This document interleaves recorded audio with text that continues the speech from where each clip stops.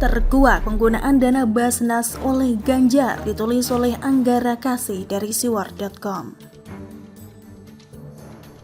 Sebelum kita lanjut, jangan lupa subscribe dan nyalakan loncengnya agar Anda menjadi yang pertama mendapatkan informasi dari jurnal terupdate. Lagi ada bahan menarik nih untuk menyerang Ganjar. Ya, dana Basnas. Semua bermula dari program rehab 50 rumah kader PDIP oleh Ganjar Pranowo. Sampai di sini gak ada masalah, karena mereka adalah kader grassroots yang memang miskin dan rumahnya tidak layak huni. Problem muncul ketika ternyata pada prosesi bantuan itu terdapat plakat bertuliskan Basnas. Publik bereaksi, terutama mereka yang mendukung lawan politik Ganjar. Rata-rata mengkritik, kok dana umat dipakai untuk partai? Ganjar langsung merespon. Gubernur Jateng itu bilang program itu sejak awal diniatkan dengan dana pribadi seluruhnya. Namun Basnas datang dan ingin membantu. Dan sekarang daripada terus jadi polemik, Ganjar bersikap dengan mengalihkan dana Basnas itu untuk membantu warga lain. Sudah tidak ada masalah kan? Seharusnya sudah kelar bukan? Tapi tidak. Para oposan dan buzzer Anies terus menyerang. Ya, karena lama gak ada bahan untuk serang politisi berambut putih itu aja sih. Mumpung sekarang ada bahan, ya dimaksimalkan. Masalahnya, mereka menyerang dengan serampangan. Mereka menuduh selama ini Ganjar memanfaatkan dana Basnas untuk partai. Malah mau minta audit Basnas. Loh ya audit saja, tapi jangan panik ya kalau tahu hasilnya. Uang belum audit saja, polemik ini sudah memunculkan sejumlah fakta menarik kok. Gara-gara Ganjar diserang, sekarang penggunaan dana Basnas Jateng jadi terkuak dan menyebar kemana-mana. Sekarang publik jadi tahu bahwa Basnas Jateng dan Ganjar sudah bekerja sama sejak lama. Publik jadi tahu bahwa karena Ganjar, Basnas Jateng menjadi pengumpul zakat ASN terbanyak se-Indonesia. Pengumpulan zakat ASN di Jateng dari Januari hingga Oktober 2022 mencapai 57 miliar rupiah. Masih ada 2 bulan yang belum dihitung. Tapi jumlah sampai Oktober 2022 ini sudah setara dengan total zakat ASN Jateng pada 2021.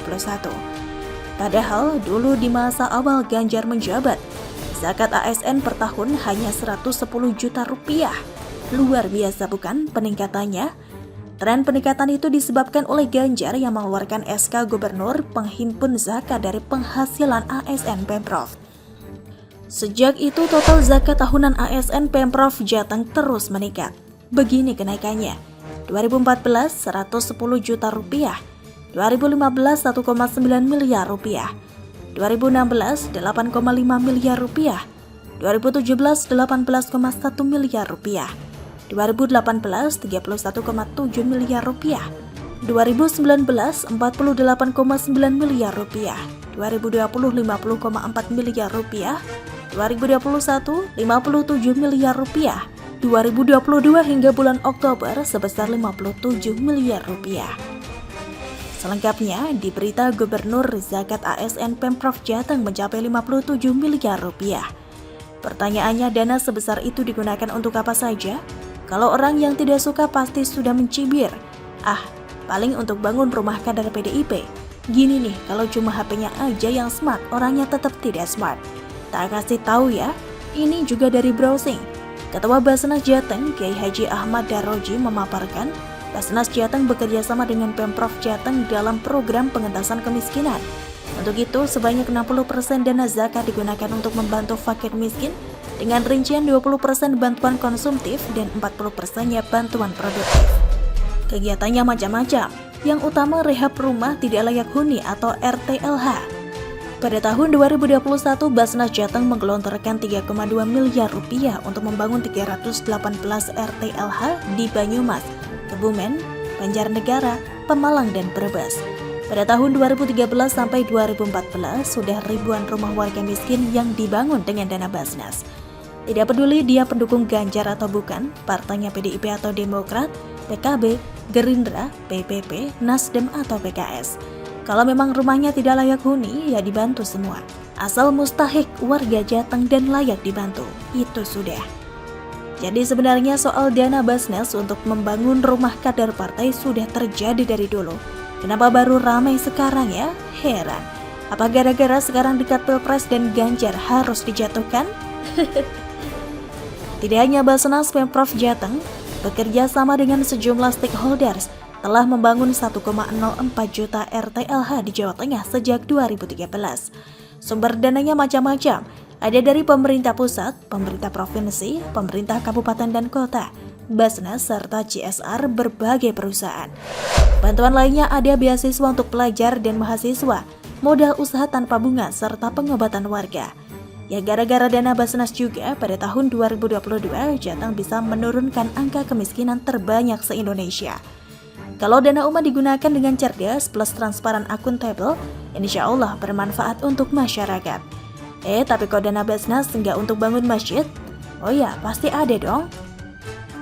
Sejak 2014, Basnas Jateng telah menyalurkan bantuan pembangunan masjid sebanyak 665 unit dan musola 319 unit. Bukan hanya di Jawa Tengah, ada juga masjid-masjid yang dibangun di luar wilayah Jateng. Ada nih beritanya, Wagub Jateng Taj Yasin menyerahkan bantuan untuk perluasan Masjid Raya Baitur Rahim di kota Jayapura. Semua data yang saya tuliskan ini bisa dicek di Google atau media-media yang kredibel. Karena sekali lagi teman-teman, inilah fungsi smartphone. Gunakanlah untuk tabayun, mencari berita yang benar dan data yang valid, agar kita tidak menjadi penyumbang berita hoax, fitnah dan menyesatkan. Selamat tahun baru 2023, salam presisi. Bagaimana menurut Anda? Kode keras Adian Napitupulu dukung reshuffle menteri ditulis dari berbagai sumber. Sebelum kita lanjut, jangan lupa subscribe dan nyalakan loncengnya agar Anda menjadi yang pertama mendapatkan informasi dari jurnal terupdate. Jelang akhir tahun, isu reshuffle kabinet kembali mencuat, mengingat semakin hangatnya suhu politik di Indonesia menatap pesta demokrasi 2024 nanti, di mana negeri ini akan memilih siapakah calon penerus Jokowi setidaknya selama 5 tahun berikutnya terhitung sejak 2024 hingga 2029. Merespons akan isu reshuffle ini yang diramaikan dengan berita munculnya FX Rudy di Istana Negara untuk menemui Jokowi. Lansiran dari pemberitaan CNN Indonesia menyebutkan, pernyataan Said Abdullah selaku Ketua DPP PDIP yang meyakini bahwa Presiden Joko Widodo akan membentuk kabinet second jika kembali merotasi jajaran kabinet pada akhir masa pemerintahannya. Saya meyakini jika langkah reshuffle ditempuh oleh Presiden Jokowi, beliau akan mengedepankan terbentuknya second kabinet, kata Said. Simpelnya, kabinet second merupakan kabinet yang diisi oleh para ahli, bukan sekadar representasi dari partai politik atau titipan dari pihak tertentu.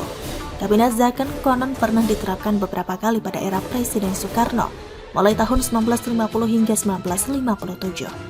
Optimalisasi kerja di tengah tahun politik menjadi sasaran yang hendak dituju dengan membongkar pasang beberapa pos kementerian. Bicara soal perombakan kabinet, saya malah teringat dengan dua hal yang diawali dari pernyataan Presiden Jokowi bahwa periode kedua pemerintahan yang beliau pimpin adalah masa di mana tidak ada beban sebagai Presiden RI. Adapun yang nantinya diputuskan termasuk menebas posisi kader Nasdem di kabinet, bisa dilakukannya dengan lebih leluasa. Toh pada 2024 nanti Jokowi tidak akan maju lagi, iya kan? Hal berikutnya adalah perilaku Nasdem yang mendadak terlihat berlawanan, seperti berlatih menjadi oposisi, sekalipun masih berstatus sebagai partai koalisi di pemerintahan Jokowi Ma'ruf. Dipilihnya Anies Baswedan sebagai bakal capres oleh Nasdem, seharusnya lebih dari cukup buat mempercepat masa pengabdian menteri-menteri yang berasal dari Nasdem, terutama menteri yang kinerjanya dinilai standar alias biasa saja. Meski tentu saja agar tidak terkesan hanya menarget kader asal Nasdem, sebaiknya ada menteri lain yang diganti karena kinerja yang kurang optimal selama kurang lebih 3 tahun terakhir ini. Gak salah kok, karena RI 1 kan berwenang melakukan hal itu. Seperti ketika mendepak Anies Baswedan karena dinilai tidak becus, ya kan? Akhirnya, apapun sebutan yang dipakai nanti, entahkah second kabinet atau muncul istilah lain, sebagai rakyat awam kita hanya berharap optimalisasi dan efektivitas kinerja para menteri sampai akhir masa jabatan Jokowi pada 2024 nanti. Ini termasuk kalau ada menteri yang terlalu sibuk buat persiapan Pilpres 2024. Kita harap mengajukan pengunduran diri saja daripada nggak fokus kerja. Begitulah kura-kura.